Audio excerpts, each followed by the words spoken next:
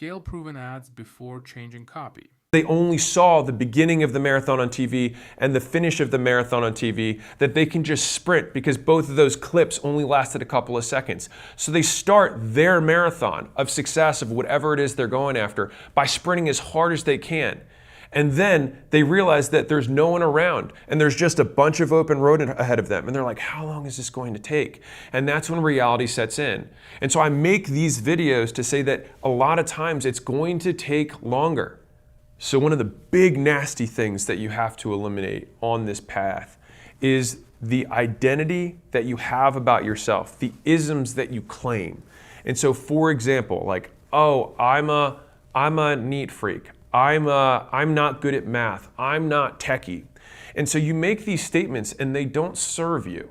Fundamentally, you should have one razor that rules all decisions. And this is pretty cruel, but it's also the reality of the world, which is, does this thing, person, belief, make it more or less likely that I hit my goals? And so if you run every single thing you do, the actions you take, the people you hang out with, you having your phone in the room, you saying, I'm not techie, does this increase or decrease the likelihood that you hit your goals? And I'm not saying this to preach because I had one that I dealt with for a long time. So I always considered myself to be bad at math. I remember I was decent at math, and then in 9th grade, I had a really bad teacher and it basically put me back a year. Basically after algebra, I didn't really learn anything because the year after that, I didn't have the foundations from the year before. The difficulty was I kept saying after that point, I'm just not good at math. But when I was in my 20s, I made the decision that that didn't serve me anymore.